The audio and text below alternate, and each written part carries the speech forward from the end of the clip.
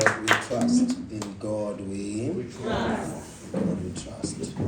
Kule ndawo lesethemba uNkulunkulu kuphela singahlala phansi. Siyakholwa ukuthi uJehova uzosisiza even nakule insuku zokugcina. Amen. Engashisa namhlanje. Wayisa. Ngikwasho. Psalms chapter number 51 verses number 12. Can somebody read for us, please? Let's bring light and understanding. Amahubo chapter 51 verse 12. Buyisela kimi ukuthokozwa kwensindiso yakho. Ungiphase ngomoya ovumayo. My God, my God. Romans 14 verse number 17. Romans 14 verse number 17. Let's teach something powerful today. Joy. Somebody say joy. Joy. Let's go. Romans chapter 14 verse 17. Ngokuba umbuso kaNkulunkulu awusikho ukudla nokuphuza kepha ukungukulunga nokuthula nokuthokoza emoyeni ongcwele. Awuphinde lapho. Ngokuba umbuso kaNkulunkulu awusikho ukudla nokuphuza kepha ungukulunga nokuthula nokuthokoza emoyeni ongcwele. Hallelujah. The kingdom of God is righteousness, peace. It's not a matter of eat and talks, but it's righteousness, peace, and joy in the Holy Spirit. And joy in the Holy Spirit. My focus today is on joy. My focus today is on joy. Indogozo, right? Indogozo, right? Yes, yes. One of the things Mandama Konugus understand Indogozo. Injabulo evela kuJehova banginengoma esihlabela amasakhula sethi le njabulo itholakala ngokuza kuJesu. Amen. Bathi itholakala ngokuza kubani? kuJesu. I love Romans and I love the writings of Paul because he is clear. Dombuso obuwo is not a matter of ukudla, because in most cases we have joined the kingdom of God because we are hungry. Because we are silambile. We are hungry. Ngifuna umsebenzi, that's why I'm in the kingdom of God. Ngifuna imali, that's why I'm in the kingdom of God. Ngifuna ikari, that's why I'm in the kingdom of God. Like I said the other day, our hunger, our fanan, my levels okulamba kwethu, our fanan, futhi nendlela yokulamba kwethu nezinto esizilambele asifani. But the kingdom of God is not about our hunger. The kingdom of God is about righteousness. The kingdom of God is about righteousness. Righteousness, peace, and joy in the Holy Spirit. We are what the Bible is straight. Yithi esilenza ukuthi ligwegwe libe namagwegwe kodwa lona linjani lisele umbuso kaNkulunkulu liyasho leli shothi lo mbuso ongenele ayisindaba yokudla akusho ukuthi uNkulunkulu ngeke akunikeze ukudla, but the primary goal of the kingdom is not food. Akusiwukudla losothi uNkulunkulu akayingeni kakhulu indaba yakhe yokulamba. Ngiyangeza Moses ungena kakhulu indaba yakho yokulunga nokuthula nentokozo etholakala kuye. Ngiyangeza Moses. So lokudla soyakuletha because uyazi ukuthi uzojabula mawudla, but kahle kahle lokudla akusimqoka kangako kuye. Hayi ukuthi angeke akuprovide, uzoprovide ukudla but akusimqoka. It's not the reason why he saved you. Akakusindiselanga ukuthi usebenze uqashwe kumbe serit. Lokho ku part of the package.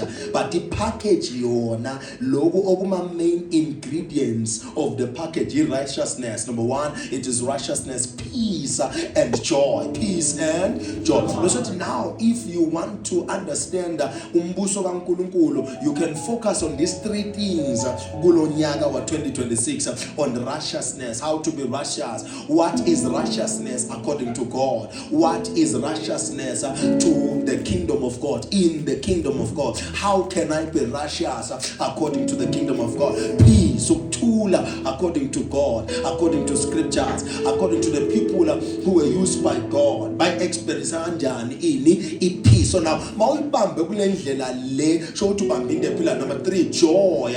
Yini injabulo nentokozo according to God. So to uyafuna noma ngathi umthakathi yakhula. Ngiyangizwa Moses kodwa into engichaza ukuthi uya understand umbuso futhi uya understand indlela zokusebenza kulombuso kaJehova nezinto mele uze expect mawukulombuso kabani kaJehova. That is why abanye abantu gcina bayeka isonto ngoba they joined the church ngoba kanti umbuso kaNkulunkulu is a matter of ukudla. Uphindele into number 14 Romans kanti umbuso kaNkulunkulu is a matter of ukudla nokuphuza. You understand about? So na beze esontweni kungadliwa abajabuli makungaphuzwa esontweni abenze njani awuphinde futhi umbuso kaNkulunkulu njani umbuso kaNkulunkulu awusikho ini ukudla nani. Yes, uyabona ukuthi bantu abaningi they joined because ungahlala phansi because now bacabanga ukuthi singenele ukudla la futhi singenele ukuphuza. So now because abanye abafundisi ke bababona abantu ukuthi bafuna into edliwayo and ephathekayo, so benzani ke bafundise beza nezinto bantu abangazidla and bantu abangayiphuza, and abantu bathi yebo ke nawe le nto siyifunayo, whereas balahlekelwa yilo mbuso kaJehova ngoba awusikho ngani ngokudla nangokukodwa ungokulunga ngokuthula nangentokozo kumoya ongcwele nenjabulo kumoya ongcwele, joy in the Holy Spirit, joy with the Holy Spirit and joy while you're working with the Holy Spirit. So now according to God, joy is not noise. Injabulo nentokozo kuNkulunkulu akusumsindo. Injabulo according to God akusilende sithi yeah, that's not joy according to God. Joy according to God is not temporary happiness. Joy according to God is not excitement. You see, I was looking at someone and the Thai rice. Nagenza Thai rice uyihlanganisa nenye imixture lapha wenza salad lapha, Thai beef salad, Japanese Thai beef salad. My mouth was watering while I was fasting. Ati mangikati fasting yami, I'm going to eat this. There was excitement even in my body because I saw some plate and a dish I want to try. But joy according to God is not that excitement. Joy according to God is a dimension of the Spirit. Let me help you here. So now it's not a level in the Spirit, but it's a dimension in the Spirit. Dimension of the Spirit. Why? See, it's not a level. It's because there are levels under joy. So it's a dimension because there are levels under. There are levels under. So number one, the level of joy, your color, it is strength. The joy of the Lord is my strength. The joy of the Lord is my strength. So the first dimension or the first level of joy is joy being strength in your life. So now you can't tell me go to the strength. So you don't need strength to come to church, but you need strength to build in the midst of adversity. Utu Nehemiah, the joy of the Lord is my strength because uyaka uvusa indonga nazi etwaziwile indonga ayizase Jericho but zase Jerusalem ngoba zase Jericho zawa ayivukanga ngoba it belonged to the enemy, but leza se Jerusalem funa sithi zingawa kube khona ivusayo. So our problem now, we are looking at falling walls of the enemy and then we forget our falling walls. So now each joy ayilethwa ukuwa kwezindonga abekho labantu sesitha noma in the field of isitha sethu, but each joy ilethwa ukuthi sibone ukuwa kwezindonga on our side, and God with his presence is helping us to rebuild those walls. Kunabantu bebahlala eJerusalem kodwa izindonga zazingabahluphi abekho abantu bamla lokuwa kwazo babangathinteki indawo Nicola kodwa nawe umuntu ekuthiwa uNehemiah kwafika iphimbo and lento yamphinda ukuthi kunendonga eziwile kodwa yena akahlali khona, akameli ngabe sivikela yena ngoba akahlali khona usebukhosini kodwa uthi angeke ngijabule ngivikelekile ngapha basekhaya bangakavikeleke la ngikhule khona bangakavikeleke. Uthi injabulo ke iyolethwa ukuvuka kwezindonga izindonga zalela ngisuka khona abekho abantu bami la. You see now, our joy doesn't come because we preach to everyone. Our joy comes because lapho la ngikhulele khona kwangena ama-drugs ngikhona, kwangena imimoya ngikhona, kwangena ubuthakathi ngikhona, sekukhona abantu kufaka phakathi nama abavusa lezi ndonga lezi eziwi. The joy of the Lord is my strength. Not that it will be my strength. It is your strength in the storm. It is my strength while I'm suppressed and sabotaged. It is my strength in the midst of the storm. I need the joy of the Lord power to take down my enemies. The joy is the power that takes down my enemy. Because bazibuza ukuthi ujabula kanjani akha, ujabula kanjani simhlasela, ujabula kanjani kungakahlangana, ujabula kanjani akayiboni nalenda yakhaya ukuthi yema noma yima. That's the power, not fire but joy. Nehemiah didn't pray for the fire when rebuilding the walls. He prayed for the joy. He didn't say the fire of the Lord is my strength. He said the joy of the Lord is my strength. So masivusa izindonga lindo asithandazela umlilo sithandazela injabulo. Hanaya hatemaya sithandazela injabulo, masilanda abantu sithandazela injabulo ngoba yilokujabula kwethu, yilokujabula kwethu okwenza ukuthi bakhale, bakhathazeke, bakhulume futhi nalabo esibalandayo bakhuthazeke because sifuna babone injabulo kithi.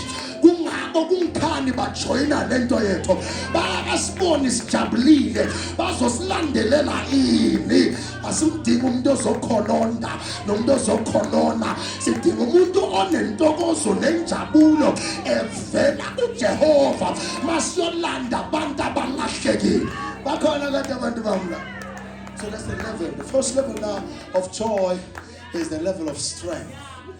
While you are stressed, while you are strained, while you are attacked, while you are building, while you are rebuilding, but you need the joy of the Lord, which is the first dimension. Because in impilo yakho vele komele uyirebuild. Noma uyafuna noma ufuna. Being restored introduces you to a sphere where you have been reinstated. So if you are reinstated, you have to rebuild izinto ezafa ukhona, ezamosheka ukhona. So now kule nhlelo soyithetha manje yokuhamba nobaba okunye wabona ngamagama ngomzindlo nangokwenza kwakho, and you must be part of those who will rebuild. Don't fire back, rebuild the walls. So now, let me summarize it. So it's a dimension in the spirit. So number one, it consists of the level of God, which is strength. Number two, fruit. Number three, assurance. Number four, trust. Number five, the atmosphere of God's presence and God's kingdom operating, watch this now, inside a man. That is joy. So now joy is strength, fruit, assurance, trust, and the atmosphere of God's kingdom made alive inside of a man, operating inside a man. So a man who carries joy, according to God, he carries a piece of heaven.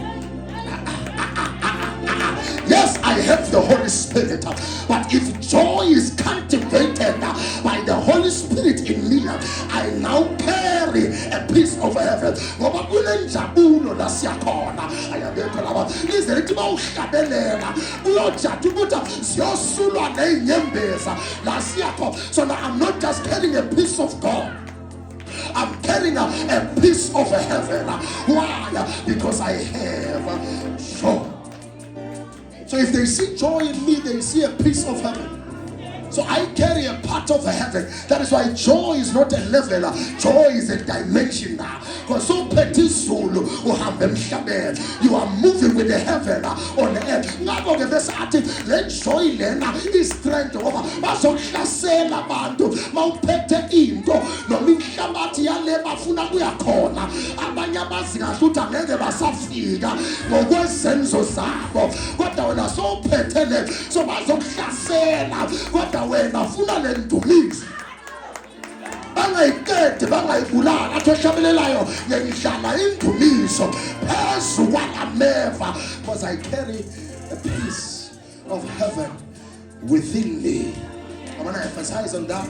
Awuyiphathe ngesandla ijoy, awuyimbathe ebusweni ijoy, iba ngaphakathi kwakho ijoy. Lentokozo engikhuluma ngayo akungenzeka ebusweni ingabonakali kodwa ngaphakathi kuyinto ekhona. In the name of, it is the strength. Joy now is the strength of the inner man, the fragrance of the Holy Spirit in a man, and also the evidence of heaven, the evidence that heaven is influencing the life of the Son of Elohim. Sikubona lapho, sikubona ngentokozo, ngenjabulo, sikubona ngepraise ukuthi uJehova uyaphila ngaphakathi kwakho. Sikubona ngendumiso yazehla baba kukubi izikhala izimo zingapha zishaya ngapha nangapha kodwa wena ube nentokozo evele ekhaya ube lokuthi Jesus is Lord.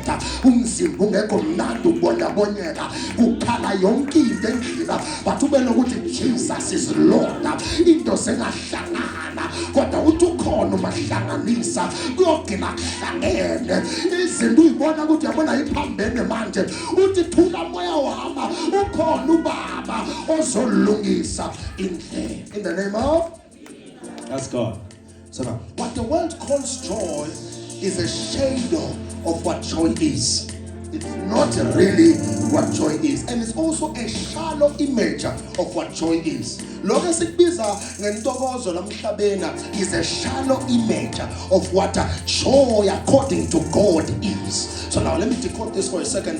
Joy according to the natural man, joy influences my temporal experiences and external pleasures. Izinto as temporal, izinto as fleeting, izinto zesikhashana, izinto eziphelayo, izinto ezingasimqoka kwingunaphakade lakhe nakumuntu wangaphakade, izinto eziright la ngaphandle. But it's not what God reveals. God reveals joy as the inner condition produced by God. It was not joy yakwa uJehova uyiproducer la ngaphakade kwa lendi kubuka la ngaphakade. Babone inyembezi zehla uthi akusona inyembezi zokuhluma uthi inyembezi zenjabulo ngoba masikala nohambo baningi bathi ngeke sifike kodwa uJehova wathi siyofika. Baningi bathi ngeke sivule iminyango kodwa uJehova wathi iyovuleka. So masikala ivuleke iminyango sekwethe inyembezi hayi ngoba siyakhana but sesijabulile ukuthi yena lomdizwe lakhe uyalifakazela and liyenzeka manje in the name of. The people of the world interpret joy as this is happiness that comes from favorable situations. So each joy according to people yinto yenzeka because of favorable circumstances. Laba khona le ndaba kuyo imnandi ngizihlalele kumnandi namachita kumnandi. That is why bathi bona bajabula ngoba kunabantu ababathandayo bala, kunabantu ababathembayo bala, kunabantu ababaziyo bala, kunokudla kula. So lo muntu because the situation is favorable. Umuntu besuthi ke hayi manje uyaze ngaze ngenama emoyena yangizemboza uyaze ngaze ngenama emoyeni ijabulile because the atmosphere uyizwa conducive life is going well, money is flowing, relationships are smooth and they feel the joy because the atmosphere in Jala. But the problem is this kind of joy collapses. Lenjabulo lena iyaphela yesikhashana ngoba umjolo 2 minutes right, the next awusekho right.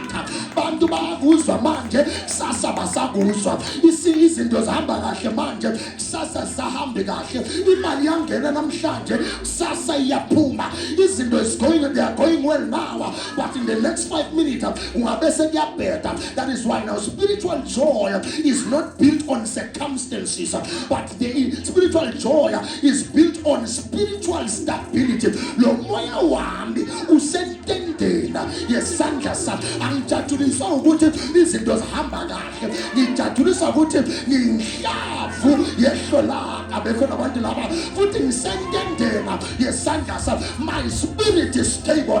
Ngichazwa iposition yami ukuthi ngihleli ngesimnene sikaNkulunkulu. I'm at the right hand of the Father. That's joy according to us. Number 2, the word interprets joy as a pleasure and entertainment.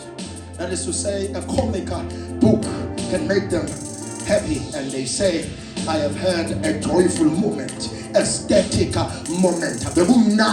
Because a comedy show, ngibukela Mr. Bean, ngibukela a comic movie, bahleka laughter, bekune party, senjabulile, lo muntu kune amusement la khona. And according to us, these things, most of them, they are distractions, and what we call distractions, the world will label as joy. So uyabona ukuthi why singakhona ukuhlanganyela nabanye abantu, because lokho abakubona njengenjabulo kithi sibona ungathi siyaphazamiseka, ungathi silahlekile masihleli nabantu bajatshuliswa into yasemhlabeni, ungathi sendaweni eroma kanti sendaweni yasemhlabeni nethi lahleli khona asidingeki khona.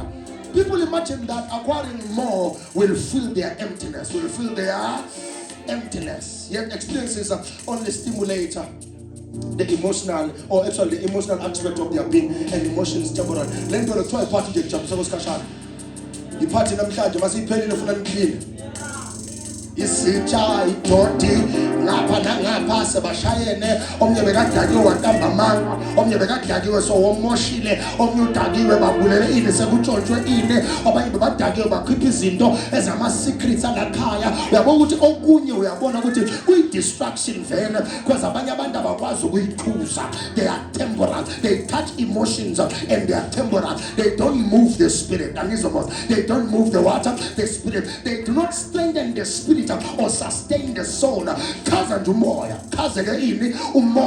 is why we label them as what? As distraction. There's a hamba nento ejabulisa umoya. Siyayizwa lento yenyama, siyayizwa lento athi umuntu ngirayide mphefumule, kodwa moya yena unjani ngoba kuyenzeka Nkosi yami utholakala ukuthi emotional ujabulile, kodwa kune knowing voice la ngaphakathi, nagging voice of the Holy Spirit ebelokuthi wenza kabi mawenza kanje. Umntana kaNkulunkulu akayenzi lento oyenzayo. Usuka endlini yesontweni sowenzani nalomfana endleleni yesontweni, wena uzehanga yesikhashana athi Jehova ayikhona akuyona lento le, wena uzwa ikhisikisa yesikhashana ithi lento engaphakathi kwakho awusukelanga lokhu endlini, usuka endlini uthi yesontweni waye ujike ngapha kanti ngawuvele weza strength into yesikhashana into yani.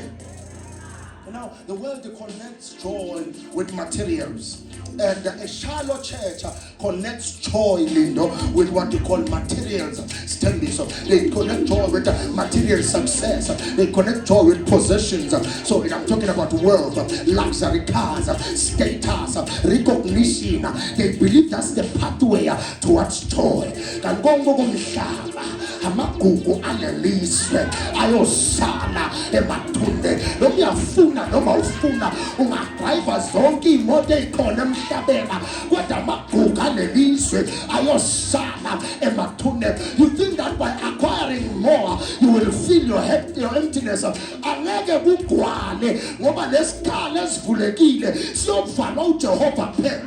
Abakizwa labantu lesikhala esivulekile siyovalwa ubani? uJehova. Imoto ngeke isivale lesikhala, umuzi omuhle angeke usivale lesikhala, irock elisha angeke lisivale lesikhala. I'm praying for you. uJehova ngathi akakusiza ungaze ulahlekelwe nayimali solujoka ugijimisa injabulo yesikhashana. Ngiyacela uthi nje ngifuna wena baba lokho ngizokuthenga kodwa injabulo yami ayikahlali kuko. Kodwa ngaba nako kodwa injabulo yami ayikahle, injabulo yami itholakala kuJesu, injabulo yami ihleli kubani?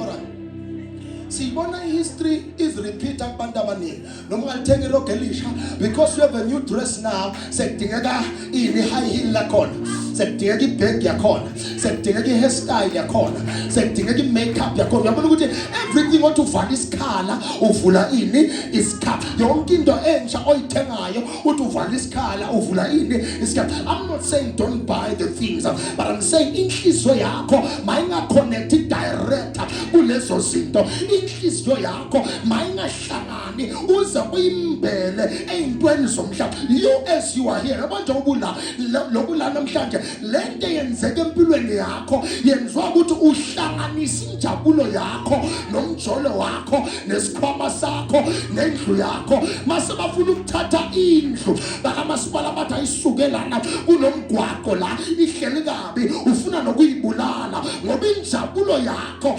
beyisendlini. Eyethi injabulo isesandleni sikabani? SikaJesu. Your soul will remain restless until you realize that joy is found in God. Your soul will remain empty until you realize that joy is found in God. Your soul will remain in the pits and the dungeons of darkness until you realize ukuthi injabulo ivela kubani? Ivela kuJesu. Ivela kubani? The world interprets the world now. The world interprets joy as what? As emotional excitement, adrenaline. Kunendaba izwa la. Yeah, but ase ngajabula ngoba they have received something new. Like more especially mangabe ulindele delivery yakasheina, mangabe seyifika uza kuba nento ela. Babakutshela ukuthi wa on the way, kunende hamba la swing lana. Mawuyibamba ipackage lo mzimba ukhona ukucontrola uhleka into engaphela. They connect joy to that excitement of receiving a package. Joy is beyond receiving packages of the flesh. Joy is beyond new experiences in the level of the flesh. Joy is beyond achievements in the level of the flesh. Joy is beyond traveling and seeing spaces in the level of the flesh.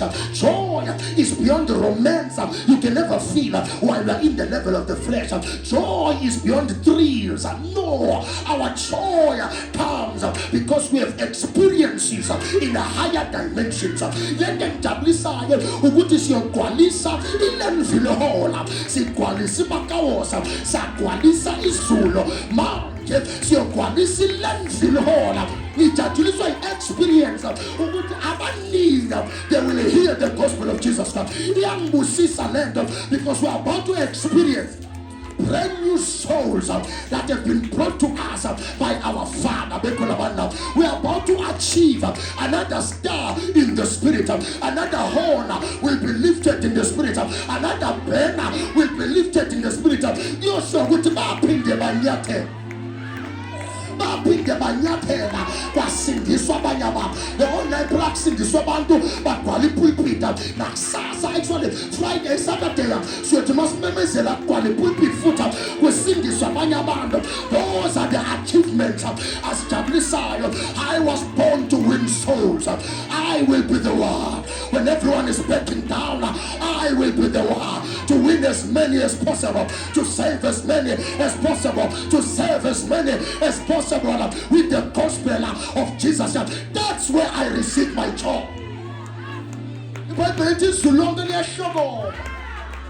Okusinda nje komono yedwa okutholakala kwendwekwenzi nje eyodwa elahlekile. I don't know to ukhuluma nobani la. Thina into esikhazayo is to travel in the realms of the spirit, move in the livelihoods of people, enter emotional levels, spiritual levels, physical levels, dimensions of genealogy, dimensions of relationships. Singene nje kamoya sikhuluma ngomuntu simbonisa ukuthi sihamba nezulu elibona limuva manje nelikusasa lakhe, traveling in the realms of the spirit.